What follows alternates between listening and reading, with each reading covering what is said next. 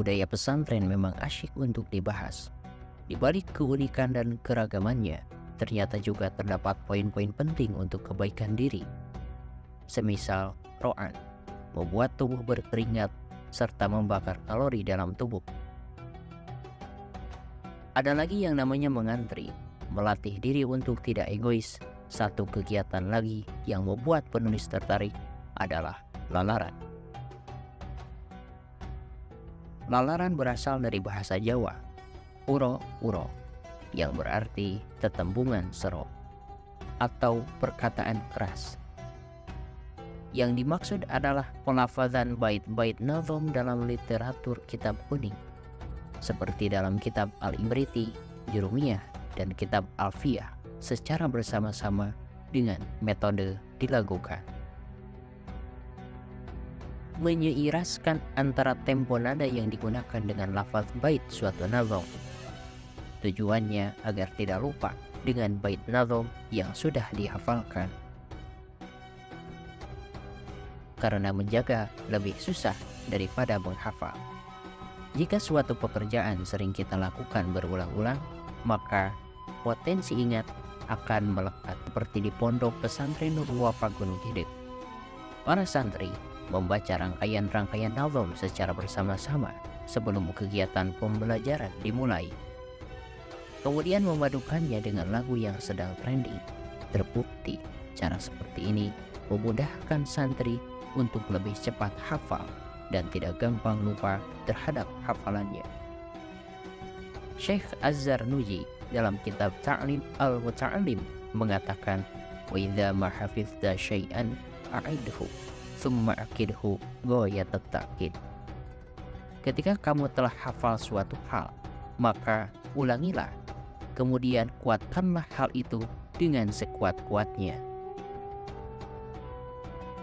Dauh Syekh Az-Zarnuji di atas menegaskan bahwa lalaran merupakan sarana pas untuk menjaga hafalan di kala gempuran kegiatan yang sangat padat. Lalaran membuat santri enjoy ketika melafazkan nazom tanpa ada tekanan dan beban. Karena jika metode belajar selalu serius dapat menyebabkan pikiran santri stres. Tentu ini berbahaya. Mengutip laman Detik Health, stres dapat menyebabkan tension, headache, suatu hal yang menyebabkan orang merasa tegang, kepalanya sakit seperti diikat, tidur pun terganggu. Nafsu makan berkurang hingga konsentrasi buyar. Kalau hal semacam ini terjadi pada seorang santri, dapat mengganggu proses belajar.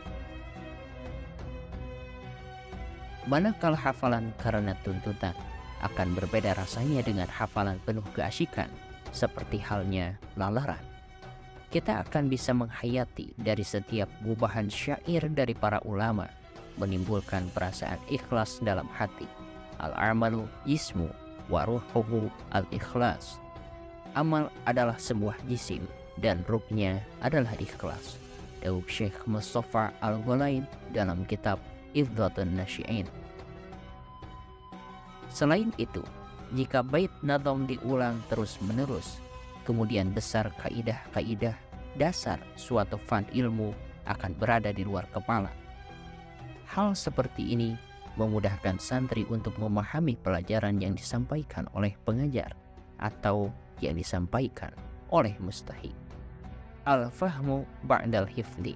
Hafal dulu, baru akan paham. Begitu juga dari segi kekompakan. Ibarat seorang tentara yang terlihat kompak dikala mengumandangkan yel-yelnya, begitulah lalaran bagi santri. Mereka harus menjaga satu suara untuk selalu sama dalam satu frekuensi. Jika ada yang membelot, maka akan terlihat berantakan. Orang yang hanya mendengarkan suaranya sendiri, apa bedanya dengan orang tuli? Dalam sebuah kaidah disebutkan, al-mukhaffadhatu ala qadimis sholih wal akhlu bil jadidi aslah. Menjaga tradisi lama yang baik dan mengambil suatu baru yang lebih baik. Itulah mengapa lalaran perlu dilakukan seorang santri dengan tujuan menjaga nilai-nilai tradisi pesantren di tengah tempaan arus modernitas yang semakin kontras. Secara teori, menghafal ilmu bagi para santri sangatlah dianjurkan, seperti yang diterangkan dalam muqaddimah kitab hadis Al-Arba'in An-Nawawiyah karangan Syekh Syarif Ad-Din An-Nawawi. Man hafidha ala ummati arba'ina hadisan min amri diniha ba'athahullahu yawmal qiyamati fi zamratil fuqaha'i wal ulama. Sesungguhnya Rasulullah Shallallahu Alaihi Wasallam bersabda, barang siapa dari umatku menghafal 40 hadis yang termasuk persoalan agamanya, maka Allah akan membangkitkannya di hari kiamat di dalam golongan para faqih dan para ulama.